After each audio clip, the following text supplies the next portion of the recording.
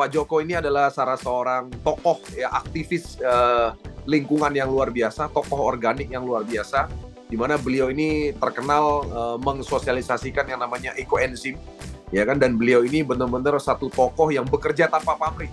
Ya, beliau melakukan sosialisasi kemana-mana seluruh Indonesia tanpa pamrih, tanpa dibayar, karena memang beliau punya satu visi misi bersama tim beliau itu adalah untuk mengorganikkan Indonesia, menghilangkan emisi karbon di Indonesia. Luar biasa beliau ini. Sebelum kenal AWM Pornas ini, saya dengar beliau punya kegiatan tuh luar biasa, teman-teman sekalian ya.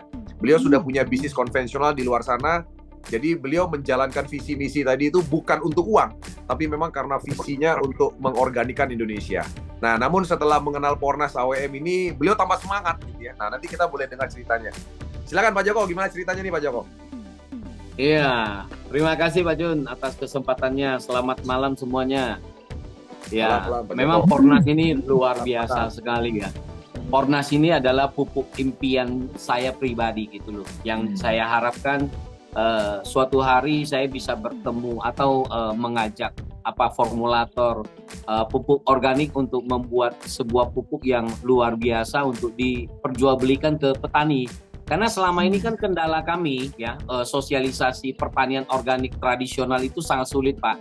Ya, mereka diajak buat pupuk, kita ajarin segala macam pupuk ya, nggak ada satupun yang mau ngikut Pak, karena pertama prosesnya lama ya kan, mereka itu nggak mau ribet ya toh.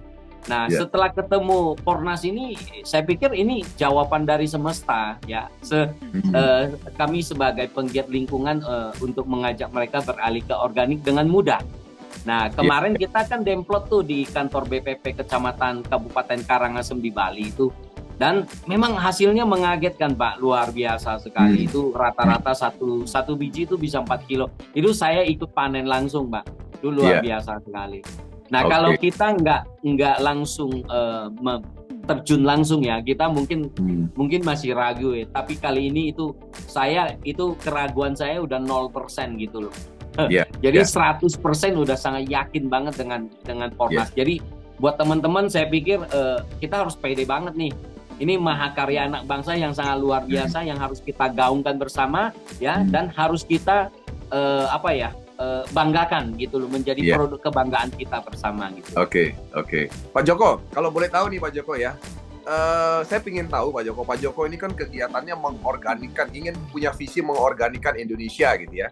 Nah, kalau menurut Pak Joko, apa pentingnya untuk mencapai yang namanya organik Pak? Sebenarnya kita punya masalah apa di Indonesia nih? Mengapa Pak Joko tuh begitu semangat mensosialisasikan untuk organik itu Pak? Sebenarnya kendala kita di Indonesia ini apa sih Pak? Boleh cerita Pak dikit Pak?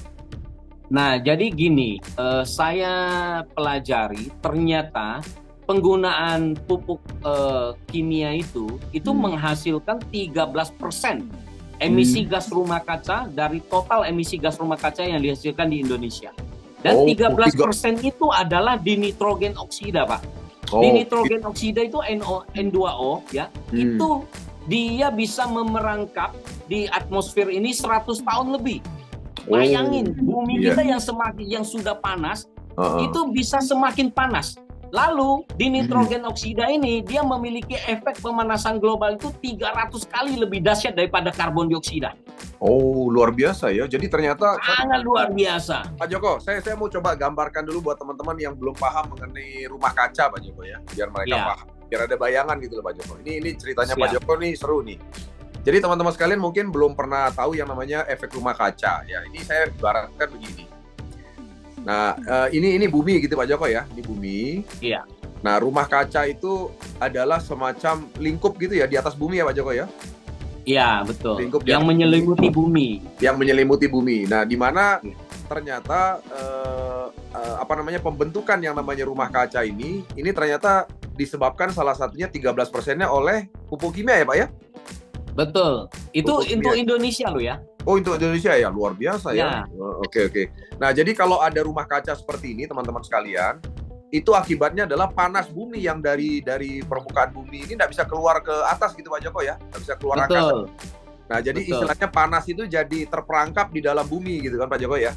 Betul. Nah, panasnya ini terperangkap di dalam bumi, akhirnya pemanasan global terjadi gitu kan Pak Joko maksudnya ya? Betul. Oke. Jadi ternyata pupuk kimia itu kandungan tadi apa? Nitrogen? Dinitrogen oksida. Nitrogen oksida. Jadi nitrogen Ya, oksida menghasilkan di nitrogen oksida N2O. N2O ya. Oke, N2O ini menyebabkan pembentukan rumah kaca ya. Iya.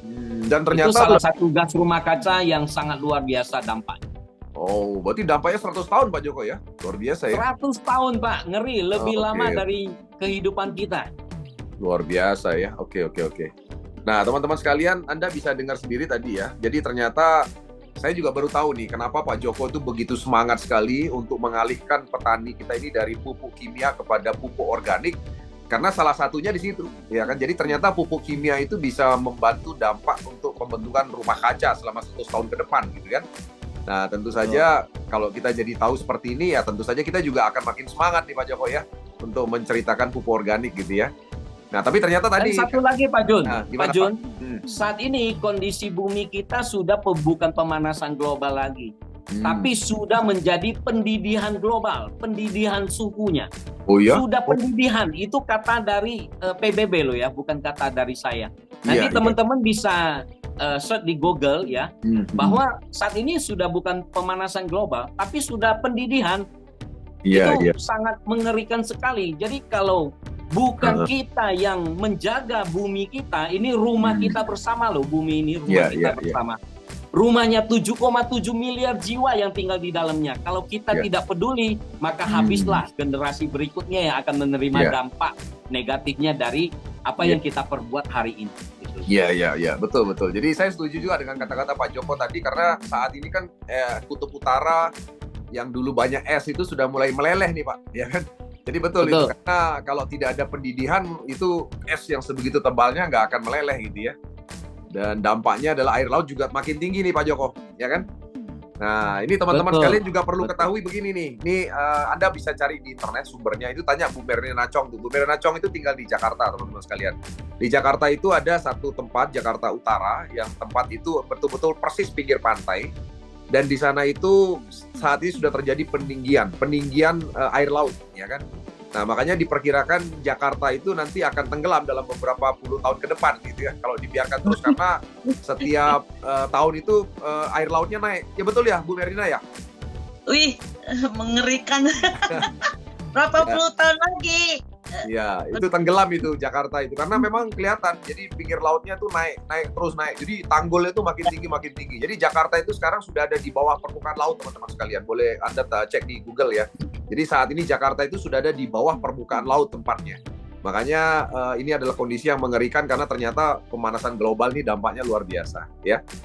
Nah, jadi betul kata Pak Joko tadi, kalau kita sekarang mengajak petani kita beralih dari pupuk kimia menjadi Pornas, ini adalah salah satu upaya kita bersama untuk menjaga bumi kita tercinta, untuk keturunan kita juga gitu Pak Joko ya. Betul. Oke. Jadi gimana Pak Joko? Jadi selama ini di sana petani merasa terbantu ya dengan Pornas ya, karena mereka bisa lebih efisien ya menggunakannya.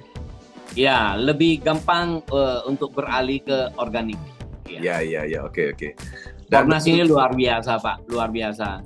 Bagi saya jalankan Pornas ini ada 5 poin penting yang teman-teman bisa dapatkan. Pertama, teman-teman itu sudah bisa menyelamatkan emisi gas rumah kaca.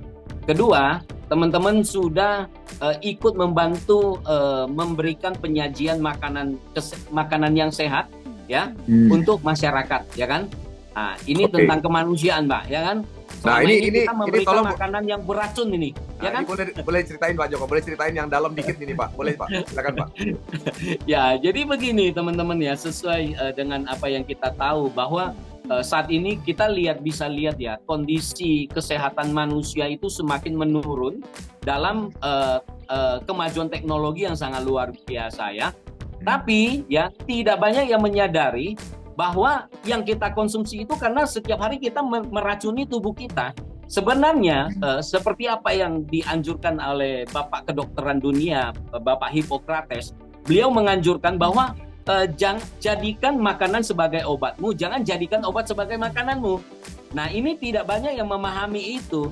Lalu kalau kita seandainya menyajikan makanan yang buruk kepada masyarakat, berarti kita membuat dosa juga, ya kan? Makanya saya bilang bertani organik adalah bertani yang berhati nurani, Pak. Ya, kenapa? Bertani yang tidak mencelakai bumi dan tidak mencelakai manusia dan semua makhluk yang ada di dalamnya. Luar biasa. Luar biasa, ya. Oke, terus lanjut Pak, lanjut. Ya, jadi saya pikir nanti Pornas pihak perusahaan AWM Starlife itu harus memberikan apresiasi kepada para petani yang menggunakan pupuk Pornas ini. Karena mereka itu adalah pahlawan dunia bagi saya. Mereka yang bisa ikut memberikan kontribusi yang baik untuk dunia dan untuk semua makhluk yang ada di dunia. Makanya semoga energi ini terus membesar dan semoga energi ini terus menular kepada semua orang, kepada semua petani di sekitar kita. Iya. Oke. Mantap. Itu harapannya, Pak. Ya, terus lanjut Pak. Itu kan baru 2 poin Pak. Yang ketiga Pak. Ketiga 4 5 Pak. Yang ketiga, kita bisa membantu program ketahanan pangan Indonesia, ya. Kenapa? Ini juga merupakan program dari pemerintah ya, bahwa kita tahu bahan baku dari pupuk kimia itu kan dari luar ya, betul ya. Nah, kalau seandainya terjadi peperangan atau pandemi besar, kalau kita masih menggunakan pupuk kimia, matilah kita semua. Itu akan mati kelaparan. Kenapa? Karena pupuknya kita mesti datengin dari luar toh bahannya.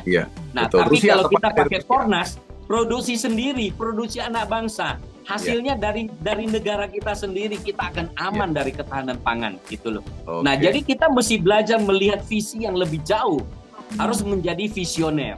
Ya, sebelum itu terjadi, sedia payung sebelum hujan, orang mengatakan seperti itu, toh? Ya kan? Oke. Mantap.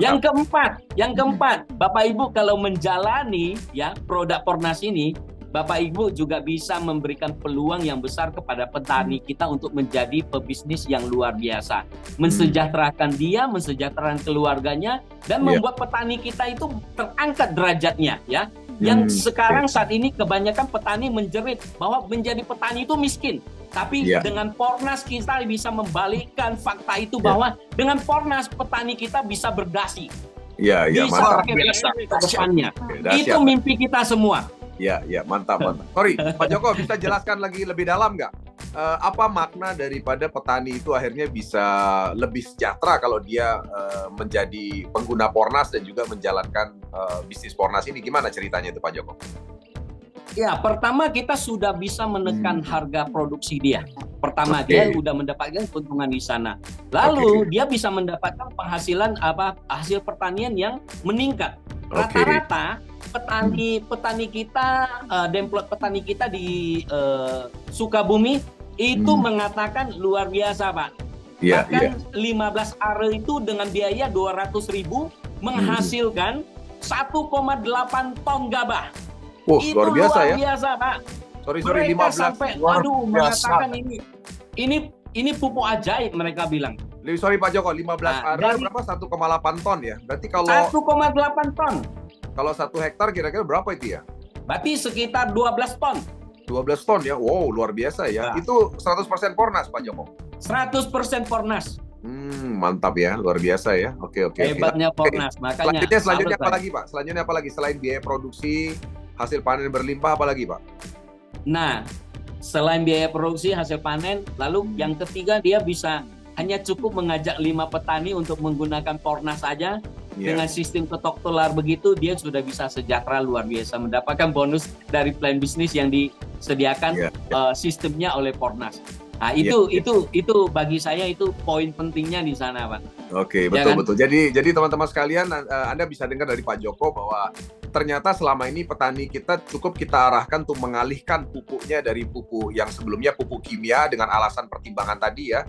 Dan selain itu ketika mereka mengalihkan Pornas, petani bisa lebih sejahtera karena biaya produksinya menurun, hasil panennya berlimpah, dan yang ketiga tadi, mereka bisa mendapatkan hak bisnis yang luar biasa. Dan teman-teman kalau pahami, di AWM ini kalau petani itu menggunakan Pornas dan mengajak penggunaan Pornas kepada petani di sekitarnya, mereka bisa dapat motor gratis, bisa dapat jalan-jalan gratis, bisa ibadah gratis, umroh gratis, bisa dapat mobil gratis, ya kan, bahkan bisa dapat rumah gratis. Nah, artinya begini, selama ini petani kita itu dia bertani itu tujuannya apa sih?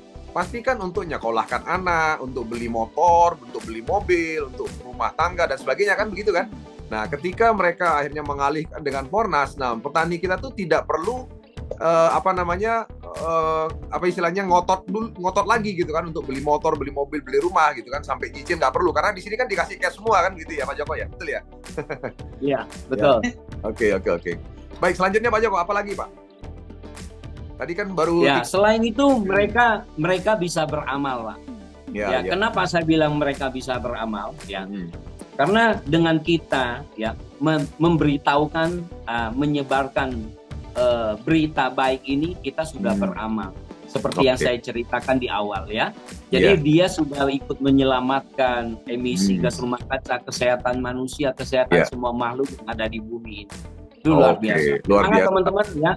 Ya, menurut saya ini perlu kita perjuangkan bersama dan harus kita tularkan bersama kepada semua orang yang ada yang ada di Indonesia ini gitu. Ya, jadi beramal itu adalah pahala Pak Joko ya. Betul ya? Setuju sangat besar. Ini bisnis tabungan dunia dan akhirat. Ya, betul. Karena ternyata beramal itu kan tidak harus dalam bentuk uang Pak Joko ya. Betul. Jadi artinya kalau teman-teman sekalian memberikan ilmu pun itu adalah pahala yang luar biasa, ya kan?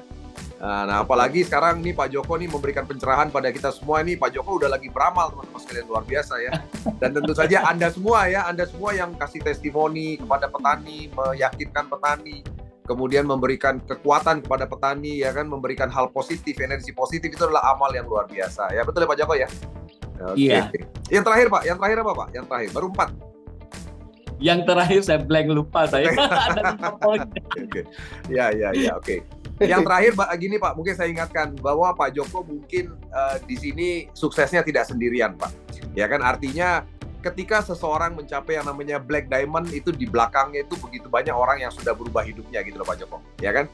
Karena Black Diamond bukan sekedar masalah peringkat, tapi teman-teman sekalian bisa membantu banyak orang untuk merubah hidupnya. Baik dari sisi kesehatan, dari sisi penghasilan dan sebagainya. Gitu ya Pak Joko ya, betul ya? Betul. Nah, ini salah satu yang saya suka dari sistemnya AWM Starlife ini adalah sistemnya itu maju bersama, sukses bersama, dan bahagia bersama. Yes, itu dia, betul sekali teman-teman sekalian. Ini keren banget. Ini keren banget. Dan satu hal ya. Jadi saya ingatkan juga teman-teman sekalian, di AWM ini walaupun menggunakan sistem bisnis jaringan, Anda tidak akan temui Anda itu penghasilannya mengecil kalau disamai peringkat atau disalip peringkat oleh tim Anda. Jadi makanya kenapa kami buat sistem seperti ini. Sistem ini kami sebut gotong royong. Bahkan kalau saya bisa sebut di AWM ini tidak ada yang namanya crossline. Karena kita punya satu sistem yang namanya BSG atau bonus sharing global. Anda tahu BSG atau bonus sharing global itu adalah pembagian 6% daripada omset AWM ketika Anda sudah mencapai peringkat minimal ruby ke atas, ya kan?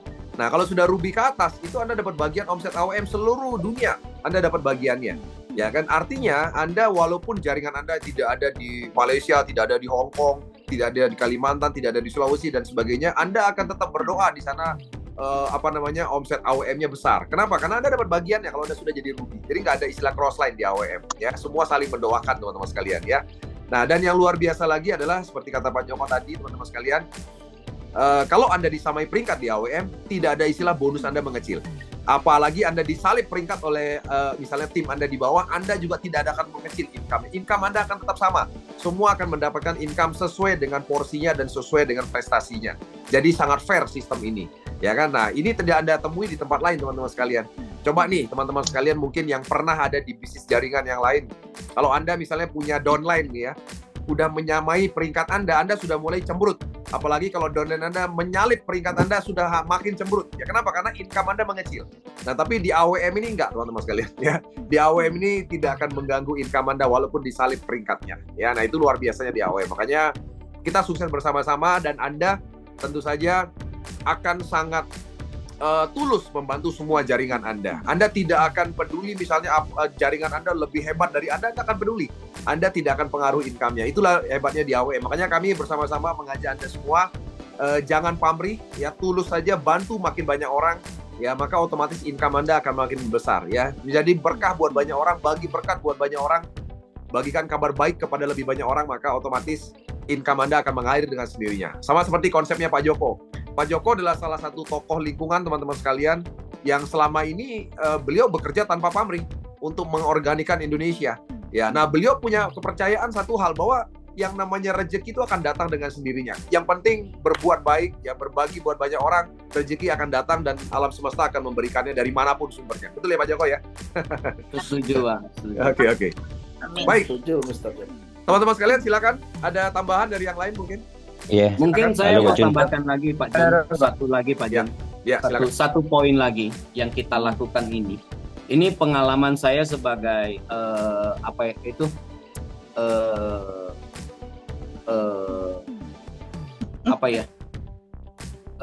relawan ya, sebagai relawan bencana alam ya. Waktu saya terjun di bencana di gempa di Lombok dan di Palu ya. Itu kan saya hadir tuh ya. Jadi dari sana saya belajar ya. Kenapa saat ini bumi kita begitu banyak bencana? Karena bumi ini sedang antibodinya sedang bekerja. Jadi bumi diciptakan dengan manusia itu sama Pak, punya antibodi. Jadi ketika kita sakit, badan kita kan bisa panas ya, demam ya. Nah, demam itu sebenarnya bentuk kerja antibodi kita untuk membunuh virus dan kuman di dalam tubuh kita. Nah, jadi sekarang bumi ini juga sedang bekerja antibodinya. Ya, makanya dengan banyaknya bencana itu bentuk kerja antibodi bumi sedang bekerja untuk memperbaiki kondisi krisisnya bumi saat ini. Nah, dari sini kita harus belajar memahami ya bahwa kita itu harus berpihak dan hidup selaras dengan alam gitu loh ya. Dari sini dengan kita beralih ke organik ya, berarti kita sudah menjadi bagian dari alam. Ya kan? Nah, jadi ketika kita mencintai alam, alam akan mencintai kita. Ketika kita menjaga alam, alam akan menjaga kita. Ketika kita peduli dengan alam, alam akan peduli dengan kita. Gitu, Pak. Oke, luar biasa. Dahsyat Pak Joko ya. Ini dari Kanda Mustari ini, dia bilang jadikan saya muridmu untuk menyelamatkan bumi dan makhluk hidup dengan organik. Kita sama-sama belajar, Pak. Sama-sama belajar. Saya banyak konsultasi sama Pak Amrizal. Terima kasih Pak Amrizal ya. Siap. Yang banyak memberikan sharing ilmunya. Halo, Pak Jun. Silakan. Terima kasih. Silakan. Mungkin saya mau menambah, tapi mohon maaf sebelumnya saya tidak bisa open kamera karena di kondisi gelap, Pak Jun. Iya. Pak Jun, di sini beruntung sekali kita memiliki dua praktisi yang sangat luar biasa, ada Pak Amrizal dan Pak Joko. Nah, saya ini mau bercerita mungkin bisa bermanfaat buat teman-teman yang kondisinya seperti saya. Jadi saya ini mengembangkan Pornas dengan basic yang bukan petani, tidak mengerti sama sekali teknik penanaman, juga tidak mengerti sama sekali cara pemilihan bibit, apalagi bicara efek negatif dari pupuk seperti yang dijelaskan oleh Pak Joko. Nah, tetapi selama 2 tahun saya berkiprah di Pornas ini menemukan banyak keajaiban-keajaiban yang hari ini saya mulai bisa menyimpulkan dari tantangan-tantangan, kendala-kendala yang 2 tahun ini saya hadapi dan saya alami dan mulai menemukan solusi dari masalah dan tantangan yang saya hadapi. Nah, saya ingin sharing hari ini mungkin buat teman-teman yang background-nya seperti saya, belum mengerti dunia pertanian atau bahkan sama sekali tidak mengerti dunia pertanian.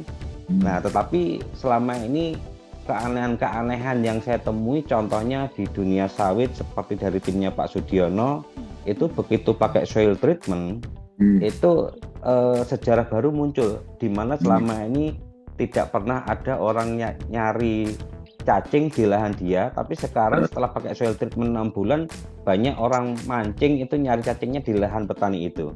Dan luar biasa ya. Efeknya itu kalau kita bicara sawit, umumnya itu ketika musim kemarau ada fase trek atau berhenti berbuah.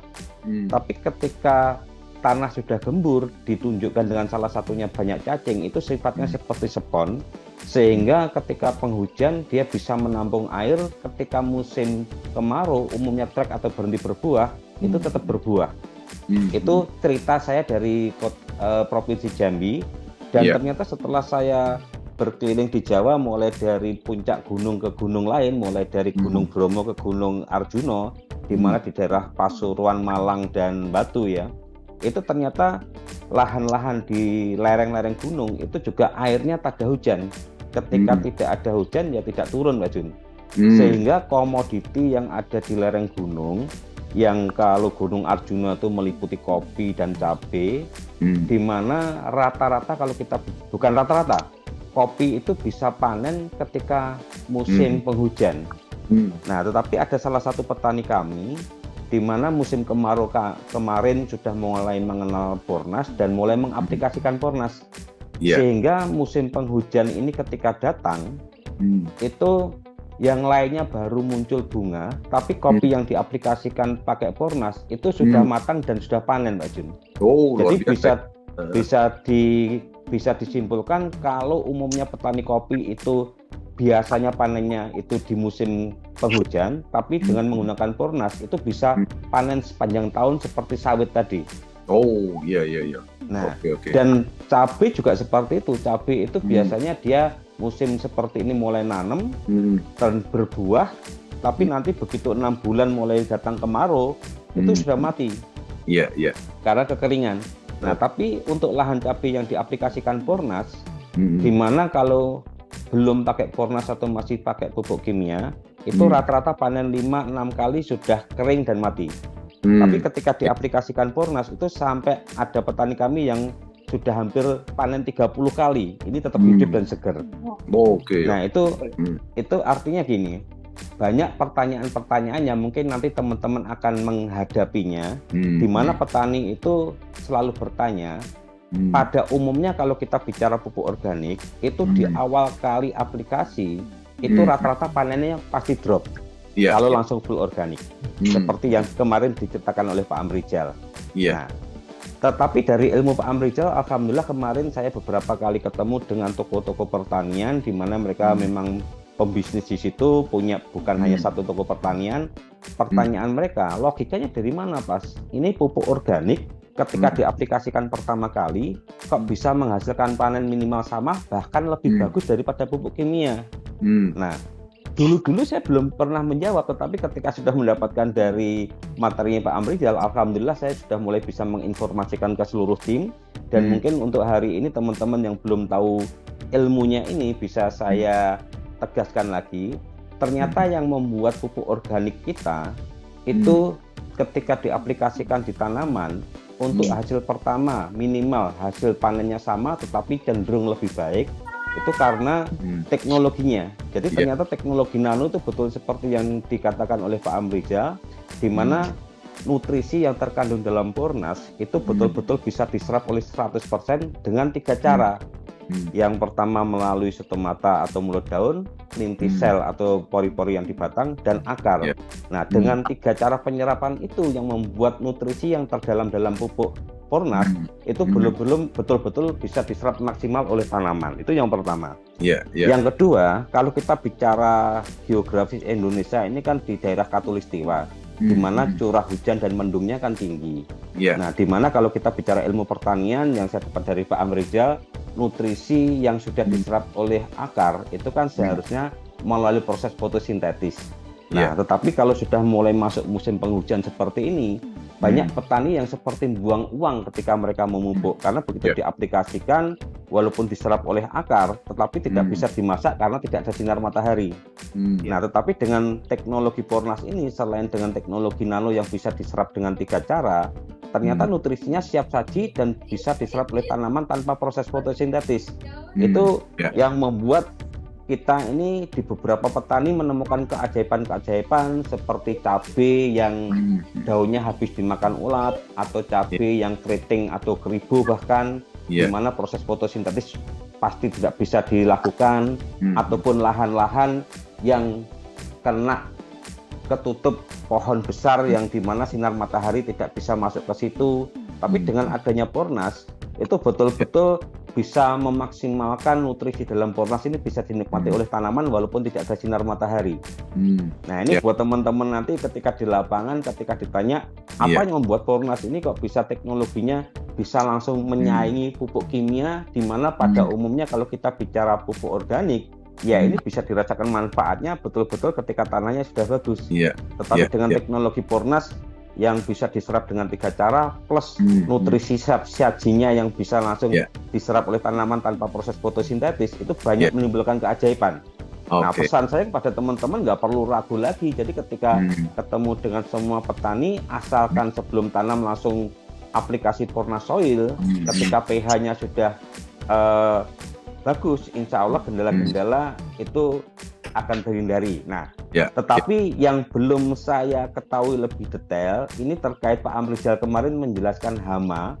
Ketika tanahnya bagus atau normal, itu hama-hama tidak bisa berkembang biak lagi di tanah. Nah, pertanyaan saya, hama apa saja yang bisa tumbuh di tanah-tanah yang kondisinya nggak bagus, yang begitu pakai Porna Soil nanti tidak bisa berkembang lagi? Contohnya, selama ini yang saya dapatkan di lapangan, untuk petani-petani kami yang pakai soil treatment, itu tidak perlu lagi beli fungisida. Karena selama ini kalau kita bicara fungisida itu kan membunuh jamur. Ya kan, Pak Jun? Nah, tetapi kalau Porna Soil ini kan bukan membunuh jamur, tapi mematikan tempat bertumbuhnya jamur, gitu kan? Iya. Nah, pertanyaan saya buat Pak Amrizal, saya melihat di sini beliau juga hadir. Jenis hama apa saja yang bisa tumbuh di tanah yang nggak bagus, yang bisa diatasi oleh soil treatment? Untuk nambah ilmu saya, Pak Jun. Oke. Baik. Baik, terima kasih Mas Hadi ya. Jadi mungkin sebentar Pak Amrizal akan jawab ya pertanyaan Mas Hadi tadi. Saya kira Pak Amrizal udah punya jawabannya.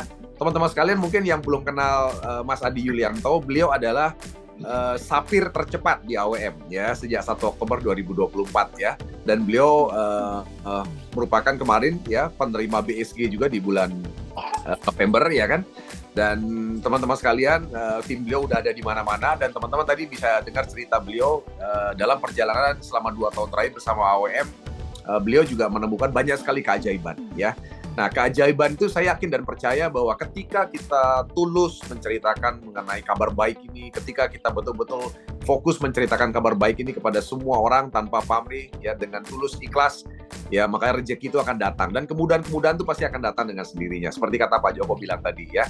Dan tadi juga begitu banyak keajaiban yang ditemui ketika membangun bisnis bersama AWM yang awal mulai tidak mengerti dunia pertanian tapi ternyata bisa.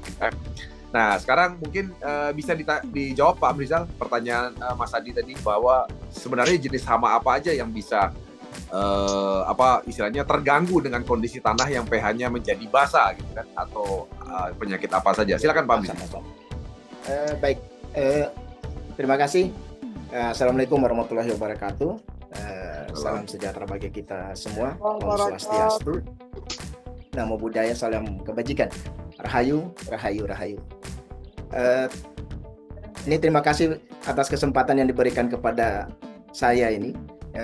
Yang pertama-tama saya pangling melihat penjelasan dari Mas Hadi Yulianto ini. Iya. Ini sudah seperti penyuluh, Pak. Oh gitu ya? Penyuluh senior menurut saya. Iya, senior ya. Penjelasannya runut, dan itu ya saya tidak saya tidak nyangka penjelasannya itu ya setara penyuluh, Pak. Setara penyuluh. Setara penyuluh ini luar biasa ini. Baik teman-teman semua, mungkin ini sharing-sharing saya terhadap bagaimana pH tanah itu ketika dia asam itu memang kalau dalam siklus hama dan penyakit. Saya bukan ahli hama, cuma kan sering diskusi dengan teman-teman yang memang diproteksi BPT-pH kalau di teman-teman. Jadi di pH tanah yang asam itu cenderung hama itu akan menyerang, Bapak Ibu. pH tanah yang asam, terutama sama fungisida. Makanya kita boleh bisa dilihat dari beberapa penelitian, ketika pH tanah di bawah 6,5 atau bahkan sampai 5,5, di bawah lagi 5,5 itu kecenderungannya tanaman kita itu akan petani itu akan mengeluarkan biaya yang lebih besar untuk mengeluarkan insektisida, membeli insektisida sama fungisida kimia sintetisnya. Oke. Kayak gitu. Nah, logikanya apa Pak Amrizal? Kenapa bisa hama itu lebih suka? Hama itu memang kehidupannya itu dibawa di tanah-tanah asam, Pak. Oh gitu ya? Oh. Iya. Dia lebih cenderung di situ. Oh, berarti maksudnya dia hidupnya di tanah ya, Pak Amrizal? Di tanah. Iya, dia kenapa seperti itu? Karena ketika tanah asam, dia ada hubungannya dengan penyerapan nutrisi tadi. Iya. Oke. Iya kan? Ya, karena penyerapan nutrisi tidak maksimal di 6,5 ke bawah, sehingga tanaman ini kan stunting ibarat. Iya. Nah, kalau stunting, jelas imunnya berkurang. Oke.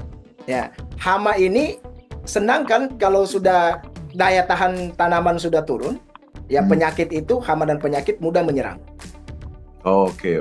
Nah, Atau sehingga boleh nggak dikatakan ya. begitu, Pak Rizal? Kalau pupuk kimia misalnya sering digunakan itu kan tidak bisa diserap banyak oleh akar karena dia kondisi asam kan. Jadi kan dia banyak sisa di tanah kan pupuk kimia nutrisinya kan. Nah, apakah dengan adanya nutrisi yang masih beredar di tanah itulah hama itu nyari di situ? Apakah begitu? Bukan ya? Iya. Ini persoalan tadi itu persoalan tanahnya yang sudah menurun kan? Iya. Persoalan tanahnya tadi, pH tanahnya yang sudah menurun. Itu diakibatkan tadi juga. Salah satunya adalah penggunaan pupuk kimia sintetis tadi. Iya. Iya kan? Nah, ketika penggunaan sintetis yang berlebihan, jelas pH tanah itu akan cenderung terus menurun. Akhirnya ketika menurun, tanah ini akhirnya mikro yang kecil, mikroba. Unsur hara mikro yang kecil itu akan menjadi racun untuk tanaman sendiri. Nah, itu berbalik. Iya. Akhirnya muncullah bakteri-bakteri patogen atau Mas Didi pernah bilang itu ada polutan-polutan itu muncul di tanaman, di tanah kita. Iya. Nah, disitulah ketika polutan-polutan itu muncul, itu bersinkron dengan hama penyakit tanaman tadi. Oke. Jadi dia mudah. Kalau pH tanah rendah, selain buat tumbuh berkembangnya jamur, juga buat berkembang biaknya hama. Iya, betul. Berarti hama-hama itu sebenarnya bukan datang dari luar, tetapi tumbuh berkembang dari tanah yang asam tadi ya Pak Amrizal? Boleh menambahkan? Halo. Ya, silakan. Iya, nama saya Mas Til, Pak. Saya dari Toraja. Kebetulan saya juga penyuluh pertanian. Iya, Ya, sedikit menggelitik ya. Soalnya ini kita ngomong masalah pH dan hama. Sebenarnya sih kalau kita mau terus terang, tidak terlalu berpengaruh nyata antara hama dan pH tanah. Cuman yang jelas bahwa ketika pH tanah itu normal, maka itu akan membantu perkembangan mikroorganisme yang mampu menekan patogen, gitu loh.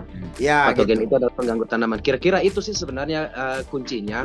Pada dasarnya bahwa pH tanah itu sangat signifikan terhadap efisiensi KTK, kapasitas tukar kation. Sebenarnya yang kita maksudkan di sini adalah dengan adanya soil treatment ini itu memperbaiki struktur tanah, tekstur tanah sehingga akar itu mampu melepaskan gitu loh kationnya gitu. Kira-kira itu sih sebenarnya saya menggelitik ya karena kebetulan saya juga baru gabung mungkin baru 4 hari yang lalu ya masalah pupuk ini. Salam kenal buat kita semuanya, salam sukses. Salam kenal. Siap. Ya, saya dari Toraja, kebetulan owner kemarin datang, jadi ikut-ikut seminar dan akhirnya saya tertarik untuk masuk. Saya tertarik untuk masuk ke EWM karena memang pupuk ini, ya saya setelah disosialisasi, saya akhirnya paham bahwa pupuk satu-satunya usaha yang memiliki pabrik pupuk organik tersendiri di Indonesia adalah AWM sendiri. Dan berbanggalah saya dan berbahagia bisa bergabung bersama-sama. Sebenarnya kita mau cerita dulu apakah ini pupuk sintetik. Kendatipun pemerintah sekarang kami masih sementara menginput pupuk subsidi untuk alokasi pupuk sintetik, tapi yang menjadi penekanan di sini adalah reklamasi lahan karena seperti yang kita teman-teman bilang tadi bahwa adanya isu global warming ini. Perubahan iklim ini betul-betul karena juga salah satu kontribusinya itu adalah aktivitas pertanian, pembakaran jerami, penggunaan pupuk sintetik, kemudian pestisida yang berlebihan, dan ini betul-betul mempengaruhi. Ya, yang menjadi masalah adalah pertanian berkelanjutan, teman-teman. Jadi itu yang kita harus bahas ini adalah bagaimana sih sebenarnya kita mengajak petani untuk menyayangi tanah di mana mereka hidup setiap tahunnya. dan yang akan diwariskan ke anak-anaknya. Bagaimana kalau kita selalu menggunakan pupuk sintetik, maka bahan organik yang ada di tanah itu juga akan semakin berkurang. Di samping karena kebiasaan petani itu membakar jerami, kemudian menyemprot bekicot, keong, atau menyemprot segala macam pestisida itu, maka mikroorganisme itu tidak ada di tanah. Apa yang terjadi? Tidak ada aktivitas mikroorganisme di tanah yang membuat tanah itu semakin hari itu semakin kurang. Nah, kita lihat itu efeknya itu ketika musim kemarau, tanah di sawah itu jauh lebih keras dibanding tanah di daratan yang di kebun, maksud saya. Jauh lebih keras. Kenapa demikian? Karena bahan organik di situ sudah tidak ada. Nah, dengan adanya soil treatment ini, itu yang kita harapkan untuk adanya reklamasi lahan. Nah, sebenarnya sih sangat juga ekstrim, terlalu ekstrim ya. Kalau saya pribadi, kita harus stopkan penggunaan pupuk sintetik. Marilah kita belajar reklamasi lahan itu dengan perlahan, substitusi silang. Jadi kita pelan-pelan kurangi, kemudian tambah lagi dengan memperlakukan soil treatment. Karena itu akan menjadi pengalaman-pengalaman, kendati pun itu teknologi nano. Apalagi yang kemarin tuh yang pernah melakukan kesalahan fatal adalah eco farming. Ya, kita ini perusahaan sebelah. Saya lihat di masyarakat ya. Karena setelah aplikasi pertama itu tetap akan jauh maksimal. Kenapa? Masih ada residu pupuk sintetik di tanah. Nah, ketika tanah ini kan soil treatment itu hanya memperbaiki tekstur tanah. Sementara pupuk daun yang kita akan kasih itu juga akan pelan-pelan untuk akan meningkat gitu loh. Nah, kalau tiba-tiba dipanen musim tanam berikutnya kita stop semuanya, itu akan mempengaruhi produksi loh, serius. Sehingga bisa kita lakukan dengan catatan bahwa kita juga harus mengajak masyarakat untuk membuat composting. Ya, jadi composting itu bisa kita campur dengan soil treatment yang kita punya. Maaf Pak Jun. Itu ilmu yang sangat bagus karena teman-teman saya kan juga banyak duta organik. Tapi betul. Saya ini kan pelaku yang sudah mengaplikasikan Fornas, ini kan sampai ada yang 4 kali panen. Betul. Dimana dalam 4 kali panen ini full Fornas dan cenderung stabil bahkan semakin membaik. Nah, mungkin lebih bijak kalau kita nanti undang Pak Didi. Yang saya butuhkan ini kan, saya ini banyak petani-petani yang basicnya belum pernah tani sama sekali, di mana banyak ada pensiun ketika dapat modal dibuat petani. Tapi ketika dengan Fornas Soil itu hasilnya langsung melampaui petani-petani yang lama dan perlu digarisbawahi sudah 3 sampai 4 kali musim panen dan langsung stop pupuk kimia kok cenderung stabil bahkan membaik. Nah, betul. Dari pernyataan Bapak tadi tidak salah karena saya sendiri juga memiliki teman-teman duta organik yang mengatakan kalau Fornas Soil, kalau kita tahu histori petani itu jor-joran pakai pupuk kimia, nggak perlu pakai pupuk ketika soil treatment diaplikasikan dan mulai diure ion-kation yang terikat di tanah itu sangat bagus. Nah, tetapi pertanyaan saya ini selama 2 tahun sudah melampaui 3-4 kali musim, gitu Pak Jun. Betul. Bahkan kemarin untuk bawang merah itu yang beliau tanya, Mas, ini sama tahu sendiri kan, saya tanam bawang merah, sebelah saya juga bawang merah semua. Di mana yang lainnya semua full pakai insek plus pakai pestisida. Tapi bawang merah saya ini sama sekali tidak masuk insek, tidak masuk pestisida dan tidak ada hama, tidak ada jamur. Nah, ini kan kita perlu kepastian secara keilmuan dari Pak Didi. Bukan menerka-nerka ini. Karena saya pelaku yang sudah 4 kali musim gitu loh Pak Jun. Baik. Jadi gini teman-teman sekalian. Jadi memang betul sekali Pak Didi sudah selalu sering menyampaikan bahwa semua itu tergantung kondisi tanah masing-masing. Semua akan bisa berbeda tergantung kondisi tanah. Namun kita bicara lagi mengenai pengalaman teman-teman sekalian, ya kan? Teman-teman sekalian tentunya sudah banyak berpengalaman. Tadi Mas Adi sudah berpengalaman lebih dari 2 tahun dan menemui begitu banyak keajaiban dengan penggunaan Fornas, bahkan langsung 100%, ternyata hasilnya juga luar biasa. Dan Pak Amrizal ini juga adalah pelaku yang sudah cukup lama berkecimpung di organik, ya kan? Beliau adalah PNS di Provinsi Sulawesi Tengah, Palu tepatnya. Dan beliau ini sudah 15 tahun terakhir sudah melakukan sosialisasi organik melalui pemerintah Palu, ya kan? Dan beliau selama 2 tahun terakhir sudah menemui pengalaman dengan Fornas ini sudah 95% itu berhasil. Ya kan, jadi 95% berhasil, dan tentu saja itu didukung dengan fakta-fakta bahwa ternyata dengan penggunaan 100% ya Pornas dari awal pun itu ternyata bisa berhasil, dan itu sudah terbukti karena sudah 4-5 kali panen lebih ya kan dalam perjalanan ini ya. Jadi artinya kita sekali lagi memang tergantung daripada kondisi masing-masing lahan, itu bisa berbeda-beda. Artinya perusahaan punya SOP standar, formulator punya SOP standar, tapi sekali lagi tetap pada saat penerapannya teman-teman sekalian bisa sesuaikan dengan kondisi lahan masing-masing, dan juga tingkat keberanian petani untuk melakukannya, apakah berani langsung 100% atau misalnya dikurangi dulu bertahap, itu bisa-bisa saja tergantung teman-teman sekalian semuanya ya. Oke, mungkin Pak Sudiono boleh pengalaman, silakan Pak Sudiono. Mumpung nanti belum kembali ke laptop. Ya. Jadi kalau pakai soil treatment, itu pengalaman kami untuk insek memang petani sudah tidak perlu karena penyakit jamur sudah langsung hilang. Ya. Nah, tetapi untuk kategori hama tadi loh, apakah ketika pH normal itu tidak ada hama, itu karena apa? Apa karena tidak ada hama datang ke situ, atau memang hama itu berkembang biaknya di tanah yang nggak bagus? Saya perlu jawaban dari itu, dari Pak Amrizal atau siapa? Silakan Pak Amrizal, ada tambahan lagi mengenai itu Pak. Ya, gini, dari berbagai macam penelitian, saya pernah baca satu artikel. Hama dapat mengganggu kesuburan tanah, tetapi kesuburan tanah juga dapat mempengaruhi populasi hama. Nah, itu salah satu penelitiannya. Ya. Boleh menambahkan, Mbak Jun? Misalnya gini, pestisida dapat merusak mikroorganisme tanah yang berperan dalam menjaga kesuburan tanah misalnya. Nah, pestisida juga dapat mematikan fauna tanah, sehingga menurunkan kesuburan tanah. Intinya seperti itu. Iya, iya. Ya, jadi contohnya seperti ini. Muter-muter. Di itu kan ada hama namanya penggarak batang atau potong leher atau sundep kan. Nah, itu begitu pakai soil treatment, hewan itu tidak pernah muncul lagi. Nah, maksud saya hewan itu datang dari luar ke lahan itu, atau hewan itu berkembang biaknya di tanah yang belum bagus. Sebelum pakai soil treatment banyak hewan itu, tapi setelah pakai soil treatment hama itu tidak keluar lagi. Apakah mereka tidak bisa menyerang dari luar, atau memang tidak bisa berkembang biak lagi di tanah yang sudah bagus? Itu Pak, yang kan statementnya macam-macam tuh.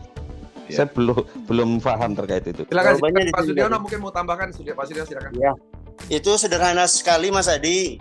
Sebetulnya selalu saya sudah sampaikan bahwa memang pembuktiannya banyak saya temui. Yang pasti di dalam soil treatment itu kan ada 8 jenis mikroba premium, mikroba baik. Nah, jadi di sini kenapa tadi dalam kondisi pH normal itu sudah tidak ditemui lagi hama penyakit, khususnya yang ditanyakan Mas Adi tadi ada apa insektisida, insek itu serangga ya, golongan serangga. Karena di situ terjadi yang namanya pemberantasan hama penyakit secara biologis. Jadi mikroba premium yang ada di soil treatment itu akan menginfeksi hama penyakit yang bersifat patogen. Nah, pengalaman pribadi saya, salah satu mitra pendampingan saya, petani sawit, dulu 90% tanaman sawit umur kurang dari setahun itu kena serangan ulat api namanya.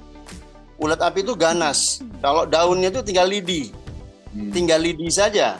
Itu seperti itu. Tapi ketika menggunakan Pornas soil treatment, itu kan telur larvanya itu adanya di tanah.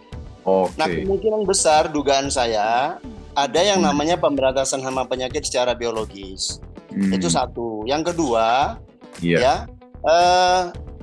selalu ditemui pada tanaman sawit yang panen-panen awal ya pasca buah pasir, itu hampir ditemui yang namanya penyakit atau kasus buah busuk, terutama yang mereka menggunakan kotoran hewan, utamanya lagi adalah tai ayam. Nah, kenapa bisa selalu terjadi seperti itu? Karena kotoran ayam atau kotoran hewan secara umum itu juga selain ada mikroba baik, juga banyak mengandung mikroba jahat atau bersifat patogen. Nah, tapi kasus itu tidak akan pernah ditemui, bahkan selesai tuntas dengan penggunaan soil treatment. Maka saya boleh ya, saya tambahkan. Soalnya ini menarik, ini saya suka. Mohon maaf. Pak Masil, Pak Sudiono belum sebentar, nanti ya sabar. Nah, ini kasus bukan teori, bukan. Ini empiris ya. Pak Sudiono ini, saya boleh ceritain, adalah, Pak Sudiono ini adalah salah satu sarjana pertanian di Jambi, dan beliau sudah punya pengalaman empirik juga sudah cukup banyak, hampir 3 tahun terakhir bersama dengan AWM Pornas. Ya. Silakan lanjut, Pak. Ya, jadi kasus buah busuk itu umumnya terjadi pada tanaman sawit panen-panen perdana, pasca buah pasir ya. Nah, setelah menggunakan soil treatment, itu kasus selalu tuntas, selesai. Bukan 1-2 orang petani. Ada Pak Samsul Azwar, ada Pak Bambang Padu Siregar, ya banyak sekali lah yang memang selalu saya tandai itu bisa tuntas. Yang kedua, yang perlu kita perhatikan juga, kalau kondisi tanah asam itu cenderung yang akan tumbuh adalah fungi, jamur ya. Nah, salah satu yang sering ditemui untuk tanaman palawija, tanaman pangan, itu juga adalah jamur fusarium, penyebab layu, batang, dan akar. Itu tuntas juga. Nah, kita temui pada tanaman kentang, tanaman wortel, kubis, itu ada kasus palu gada, itu tuntas. Nah, tadinya 3 musim tanam berturut-turut menggunakan tai ayam untuk tanaman kentang ya, di daerah sentra tanaman kentang di Kerinci namanya. Nah, setelah saya anjurkan pakai soil treatment, selamat hingga panen. Itu seperti itu. Nah, itu dugaan saya, tapi hampir dipastikan benar. Itu terjadi pemberantasan hama penyakit secara biologis, artinya 8 jenis mikroba baik, diantaranya ada Lactobacillus, ada Bacillus FP dan sebagainya, itu menyerang. Istilahnya di samping menggunakan Pornas ini serapan unsur hara 18 unsur hara dapat diasup oleh tanaman sehingga imunitas meningkat, juga adalah ada perlindungan secara biologis tadi oleh 8 jenis mikroba baik yang ada di dalam soil treatment. Nah, makanya seperti tanaman cabai yang potensi besar terjadi daun keriting, ya kemudian ada kutu trip dan segala macam. Nah, itu sebaiknya memang kuncinya di tanah dulu. Karena hama penyakit ini umumnya juga bersarang atau hostnya atau habitatnya itu ada di tanah. Nah, salah satu kita katakan ulat api itu kepompongnya adanya dan ulat telurnya itu ada di tanah. Jadi karena soil treatment ini kita aplikasikan, maka hama penyakit itu tidak ada. Tapi kalau tanah basah itu cenderung bakteri ya, yang akan berkembang bakteri. Nah, kalau hama penyakit kemungkinan besar hama penyakit soil treatment mengandung 8 jenis mikroba ini akan menginfeksi hama. Nah, itu yang makanya untuk tanaman sawit soil treatment ini unik. Saya anjurkan itu juga disemprotkan ke bagian atas. Kenapa? Contohnya ada serangan pangkal pelepah patah misalnya. Itu 90% kena serangan oleh hama. Di antaranya ada kumbang tanduk juga, di samping ada hama-hama yang lain. Itu efektif ternyata. Saya anjurkan juga dicampurkan ke soil ke Pornas serbuk dan cair soil treatment tadi itu. Nah, kemudian disemprotkan juga ke bagian atas. Itu ternyata efektif. Itu membenarkan dugaan saya bahwa penggunaan soil treatment ini akan membantu di dalam selain membenahi tanah. Jadi tadi saya dengar ya kurang penjelasan tentang peran soil treatment ini bukan hanya sekedar struktur tanah. Jadi kesuburan tanah itu ada 3 faktor. Pertama kesuburan biologis, kedua kesuburan fisik, yang ketiga adalah kesuburan dalam arti kata ketersediaan unsur hara yang disebutkan oleh salah satu teman dari PPL di Sulawesi tadi. Itu berkaitan dengan KTK ya. Itu benar sekali teman. Jadi naiknya pH tanah itu karena peran juga dari zat pengurai yang ada di dalam soil treatment selain pupuk cair dan serbuk. Jadi memang Pornas ini produk yang sangat luar biasa sebetulnya. Sangat luar biasa, komplit ya dalam segala aspek. Jadi dia bisa menciptakan konversi lahan. Artinya bukan konversi, lebih tepatnya terjadi pembenahan lingkungan ya secara ekosistem. Maka saya katakan pupuk Pornas ini tidak bisa bekerja sebagai satu-satunya faktor yang selama ini dipahami petani. Peningkatan produktivitas itu hanya tergantung kepada satu faktor yaitu pupuk. Itu saya luruskan. Saya rubah mindset petani. bahwa pupuk ornas ini bukanlah sulap, tetapi dia membenahi secara totalitas ekosistem. Nah, kalau diasumsikan pupuk, nah, itu tidak pas, karena pupuk itu identik dengan ketersediaan unsur hara saja. Padahal kesuburan tanah itu bukan hanya unsur hara saja. Ketika pH tanah turun, maka seberapa banyak pun unsur hara kita berikan ke tanah, maka tidak terjadi yang namanya KTK tadi. Kenapa? Molekul tidak bisa terurai menjadi ion kation. Nah, makanya akar tidak bisa menyerap. Karena serapan unsur hara itu hanya bisa ketika dia dalam bentuk elektrolit, gitu ya. Terurai dalam bentuk molekul menjadi ion kation, itu seperti itu. Jadi harus didukung oleh keseluruhan salah satunya. Ketika petani berkomitmen menggunakan Pornas, saya syaratkan satu, tidak saya izinkan khusus tanaman sawit ya, tidak saya izinkan menggunakan herbisida lagi, karena itu merupakan faktor pembatas. Tanaman menjadi lemah, ya seperti itu. Karena akar sawit rusak. Kemudian mikroba yang kita tanam berupa dari soil treatment tidak bisa berkembang biak. Sementara mikroba hanya berkembang biak ketika lingkungan itu lembab. Lembab membutuhkan rumput, justru dalam konsep saya itu harus dipelihara. Cukup di piringannya saja yang dibersihkan. Adapun di gawangan justru dipelihara, dikendalikan. Dalam konsep pertanian, gulma itu bukan diberantas, bukan dimusnahkan, tetapi pengendalian gulma. Nah, kalau hama penyakit bisa dua, pengendalian juga pemberantasan hama penyakit. Itu seperti itu. Tapi kalau gulma dikendalikan, justru dia menahan laju penguapan air yang ada di bawah permukaan tanah ketika ada rumput. Nah, sering itu mikroba yang kita injeksikan ke dalam tanah berkembang biak.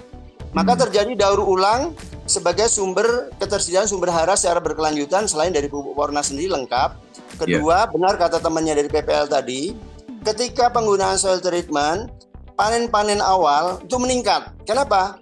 Karena residu pupuk lama, ya, artinya karena yang mengeras itu kan tidak bisa diserap. Tapi karena Pornas ini mengandung zat pengurai, maka yang dikatakan Pak Jun tadi residu itu akan terurai dan menambah ketersediaan unsur hara di sekitar secara instan.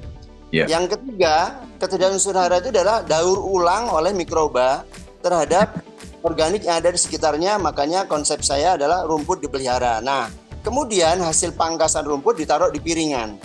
Itu seperti itu. Jadi ketersediaan unsur hara berkelanjutan, itulah sebabnya kenapa di tanaman sawit yang menggunakan pupuk kita itu cenderung banyak petani sudah melapor ke saya tidak menemui track. Tidak menemui track itu kuncinya tersedia unsur hara dan air secara berkelanjutan sepanjang tahun. Nah, itu seperti itu. Itulah secara umum. Terima kasih. Oke, Pak Sudiono, sebentar. Ada pertanyaan satu nih, Pak Sudiono. Pak Sudiono pernah nggak menemui satu kondisi tanah yang pH-nya ternyata udah normal tapi masih ada kendala di situ? Satu contoh nih pertanyaan Pak Ahmad Sidik ini dari Bangka Belitung ya. Jadi pertanyaan beliau adalah, beliau tuh sudah punya kondisi tanah yang pH-nya 6 ke atas tapi masih ada kendala keriting daun dan sebagian masih busuk buah. Tanaman CMK itu kira-kira kenapa ya? Mungkin Pak Amrizal ada kemungkinan masih berkembang biaknya mikroba bakteri patogen ya, atau penyakit virus sedikit segala macam. Jadi ini tanamannya apa, Pak? Tanaman cabai ya? Tanaman cabai yang ditanya Pak. Cabai ya. Nah, kalau cabai bisa jadi dari benihnya sendiri sudah carrier ya, artinya membawa yang namanya virus. Makanya berarti bukan F1. Harusnya memang F1. Kalau F1 kan sudah dari penangkar, kemungkinannya tidak membawa virus ya. Itu bisa juga dari lingkungan, tapi bisa juga dari benihnya. Makanya ada tindakan untuk perendaman menggunakan Pornas kuning.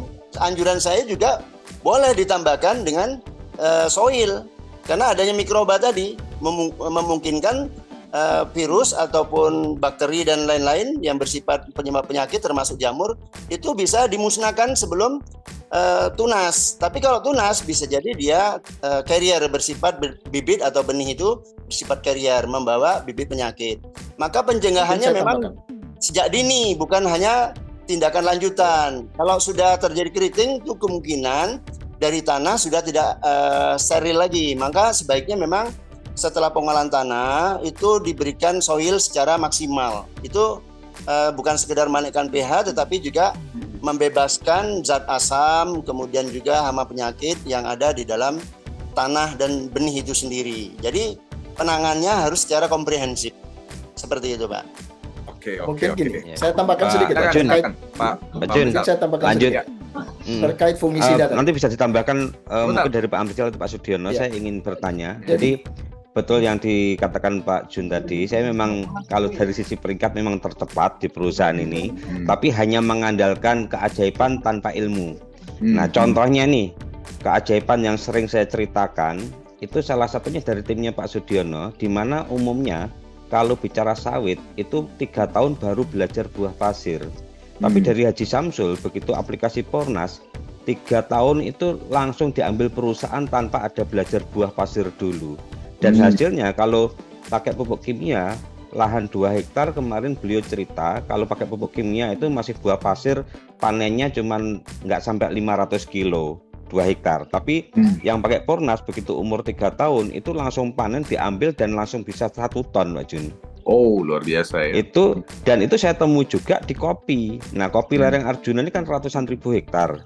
Di mana umumnya kalau kita bicara komoditi kopi 3 tahun juga baru belajar berbuah. Tapi ketika diaplikasikan Pornas 7 bulan itu sudah berbuah lebat, Pak Jun. Nah, itu kira-kira karena apa ya? Kan saya cerita keajaiban tapi tanpa ilmu gitu. Ya, tadi Mas Adi, sebetulnya itu karena ibaratnya nih ya, mohon maaf saya kamu muslim. Di dalam Al-Quran dikatakan bahwa seorang ibu melahirkan, bayi itu disusui oleh ibunya 2 tahun. Jadi saya umpamakan selalu kepada petani, kenapa ketika pakai Pornas itu semua jenis tanamannya saya tandai itu cepat memasuki fase generatif. Kenapa? Cukup gizi. Jadi dari awal tanaman yang kita gunakan Pornas ini 18 unsur hara sudah ada di dalam tubuh tanaman itu. Itu satu, meningkatkan imunitas dia. Kedua, dia cepat memasuki fase generatif. Artinya kalau manusia itu masuk ke dewasa. Dewasa ya secara biologis itu seperti itu. Jadi cepat memasuki. Saya tandai padi, jagung, semua sama. Seperti itu. Begitupun untuk hewan juga. Termasuk sawit itu sendiri. Itu seperti itu. Oke. Mantap, Jadi, silakan. Keajaiban tuh Pak Jun. Jadi saat ini petani kami dengan adanya mereka bisa memproduksi komoditi di luar musim, akhirnya mereka mendapatkan harga terbaik. Seperti kopi yang saat ini masih baru berbunga semua, sekarang harga 90.000, tapi petani kami yang pakai Pornas sudah panen. Dan tidak nunggu 3 tahun, 7 bulan sudah panen, Pak Jun. Nah, kita juga bingung. Kami sih memang ngomset ya, tapi karena cerita keajaiban, ketika ditanya apa kok bisa seperti ini ya, kami belum bisa jawab dari sisi keilmuan. Nah, mungkin saya rasa materi seperti ini nanti perlu dirutinkan. Bagaimana keajaiban seperti ini bisa kita diskusikan dan kita temukan dari sisi keilmuannya seperti apa, Pak Jun.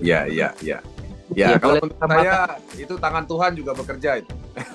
Ya, pasti tanaman itu satu air, Pak Jun. Air itu mutlak. Kenapa menggunakan Pornas ini air itu tersedia sepanjang tahun? Tadi karena konsepnya karena menggunakan soil treatment, pori tanah yang tertutup itu terbuka. Pori tanah terbuka ketika 6 bulan musim hujan itu air betul-betul meresap ke dalam tanah kebun kita. Saya suka menggambarkan kepada petani, jadikanlah kebun kita ini seperti penampung air sehingga di bawah kebun kita ini seperti ada danau. Dan tapi ketika sudah ditampung begitu harus hemat. Makanya gunakan rumput untuk penutup permukaan tanah. Kecuali di piringan saja.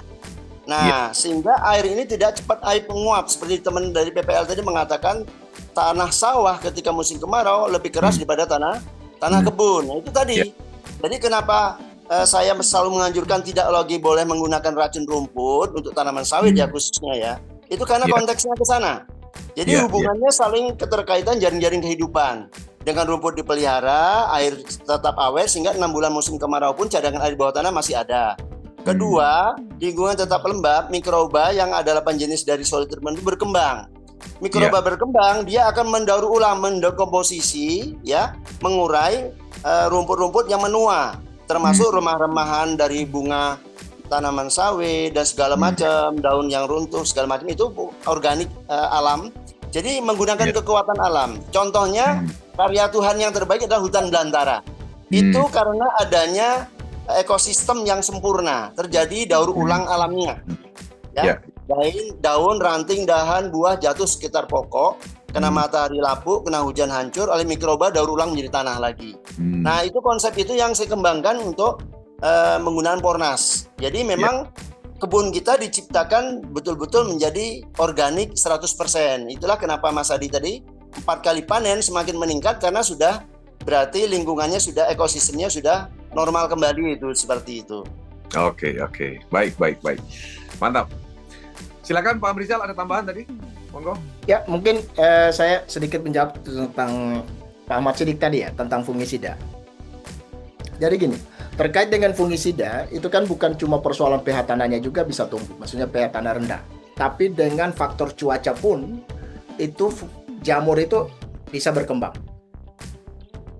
Jadi kalau seandainya hari ini kita mungkin fluktuatif ya, cuaca panas, kemudian ada hujan lagi, kemudian panas. Nah itu kan rawan karena ada fluktuatif, ada perubahan cuaca yang tiba-tiba berubah pada saat kita dalam kondisi penanaman. Nah itu juga bisa jamur itu bisa tumbuh baik juga di tanaman, gitu. Itu yang terjadi di cabai kan. Nah, jadi selain faktor-faktor yang sudah dijelaskan sama Pak Sudiono tadi terkait pH, mungkin dari awal tidak ini ada benihnya, itu kan banyak faktor yang akan kita lihat ini penyebabnya apa tanaman ini, karena posisinya kan tanaman sudah tumbuh, sudah masuk fase generatif misalnya. Iya.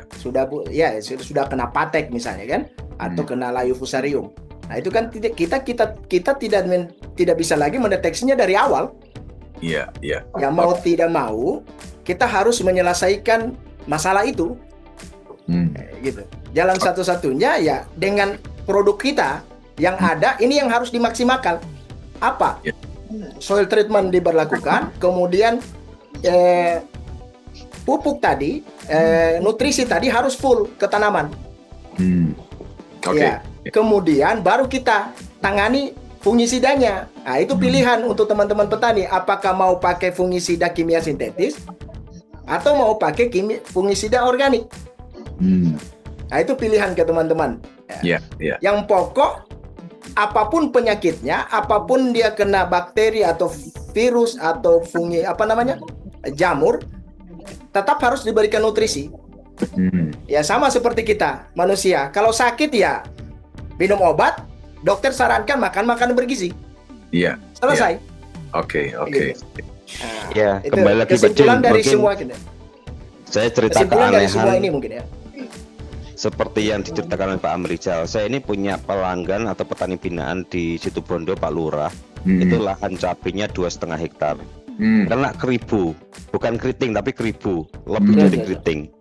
Secara logika memang proses fotosintesis nggak bisa. Umpama dipupuk pun kebiasaan petani katanya umpama dipupuk tumbuh cabenya pun ikut keriting.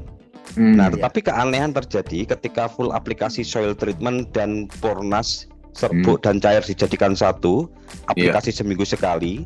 Di mana 3 bulan yang lalu cabai waktu itu harganya 27.000 di pasar. Tetapi punyanya Pak Lurah ini dibeli tengkulak di sawah itu 31.000, Pak Jun. Oh, luar biasa ya. Nah, Artinya ternyata dengan kondisi semua daunnya keribu. Tetapi dengan aplikasi Pornas Soil putih dan serbuk dicampur jadi satu minggu sekali, itu tumbuh cabenya mengkilat grade A katanya tengkulak, Pak Jun. Oh, luar biasa ya. Dan itu tidak mungkin diproduksi oleh tanaman yang bermasalah, tapi ini diproduksi cabai grade A ini oleh tanaman yang daunnya keribu. Ya. Oke. Boleh nambah ya, Pak? Saya keset rokok, Bapak saya jangan ada di sini, Pak. Iya, saya merespon tadi mulainya dari Sundep tadi itu kan ngengat. Jadi di dalam pertanian organik ini kan kita semuanya ini kan isunya ini kita mau go back to organic.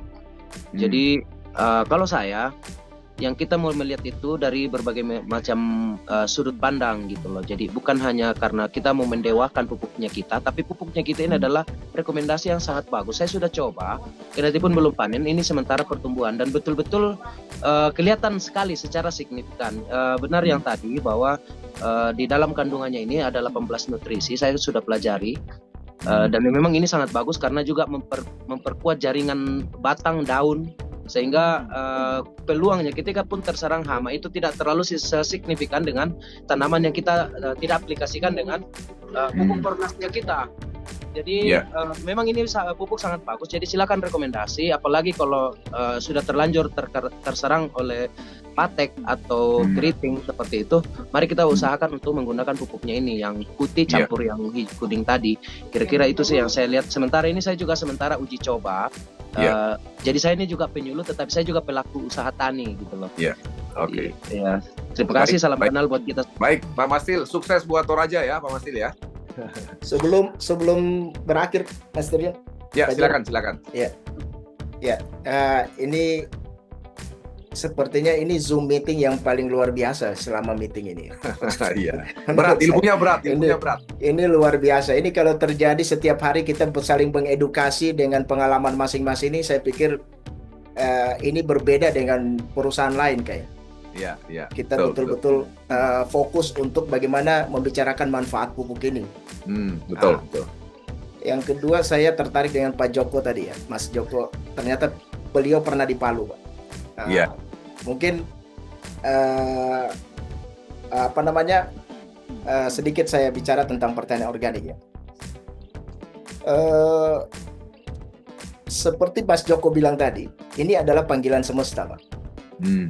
Ini adalah panggilan semesta. Saya sepakat dengan Mas Joko yang di Bali, yang luar biasa, dan saya yakin beliau spiritual pertaniannya sudah luar biasa karena menjelaskan sesuatu yang kalau bahasanya kita ini kan membaca kecerdasan semesta yang selama ini sudah bekerja.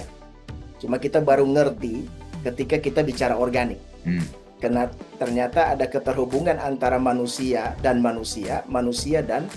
alam ini. Nah, Pornas ini penting sebagai penutupan terakhir bahwa Pornas ini merupakan alat kita untuk memakmurkan dan memperpanjang usia bumi ini. Nah, saya pikir ini langkah mulia bagi kita. Bonus itu reward dan yang lain-lain ini adalah anugerah yang diberikan oleh Tuhan. Tetapi mantap. ada yang lebih besar daripada itu semua, yaitu adalah keberlangsungan dan alam ini jauh lebih baik daripada sebelumnya.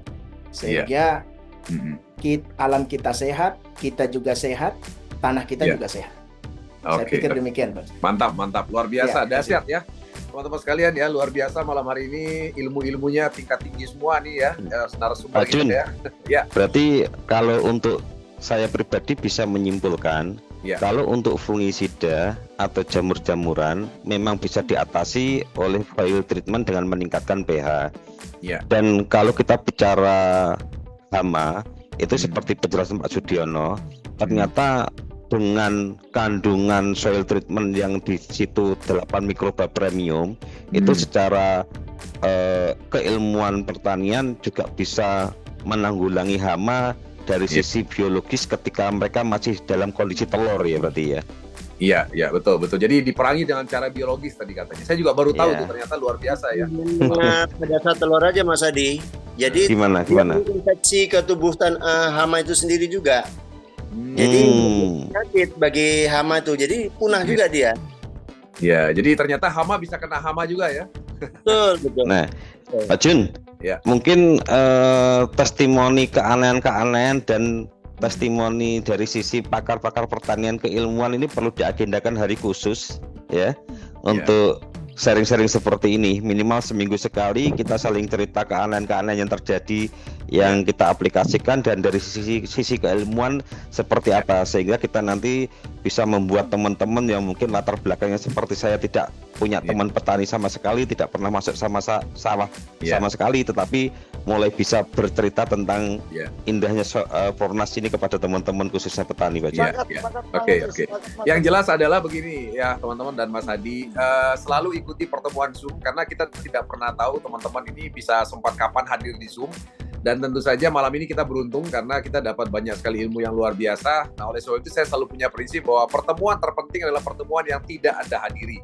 Bayangin aja kalau teman-teman tidak hadir di Zoom malam hari ini, Anda tidak akan dengar semua tadi kan.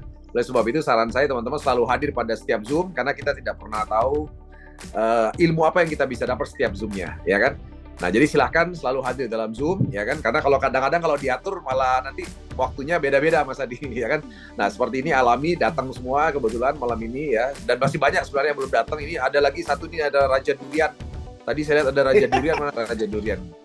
Raja Durian mana Raja Durian? Ini banyak keajaiban juga Raja Durian di Parigi Motong. Nah, ini udah keluar nih. Nanti kapan-kapan Raja Durian semoga ada waktu lagi. Kita bisa dengarkan banyak sekali keajaiban semasa di Raja Durian itu. Luar biasa itu Raja Durian. Bukan hanya coklat, tapi durian juga dan sebagainya. Banyak, ya. Oke, baik teman-teman sekalian. Saya rasa cukup. Sudah jam 10 malam. Iya. Ya, Terima kasih, gimana, Bos. Kanda? Ya, saya mencari, saya baca salah satu buku positif di mana Ki Hajar Dewantara mengatakan di mana tempat itu adalah tempat kamu belajar dan di setiap orang adalah jadikanlah dia sebagai guru. Terima kasih banyak semuanya teman-teman atas ilmunya. Saya mewakili Makassar dengan tim mengucapkan banyak terima kasih. Luar biasa, dahsyat. Oke, sebelum tutup kita buka kamera semua, kita mau selfie teman-teman, silakan buka kameranya semua, kita selfie dulu dong. Biar masuk sosial media AWM. Selfie yuk, selfie. Ayo, tangannya di kepala semua. Oke. 1. Ini paling nih. Gaspol. 3. Oke. Gaspol. Satu lagi. Lagi sekali. 1. Gas. 2, 3. Oke. Baik. Semuanya buka mic, kita teriakkan gaspol ya. Oke. 1, 2, 3. Gaspol. Semuanya. Gaspol. Bye. Terima kasih Mas Tio Toraja, terima kasih.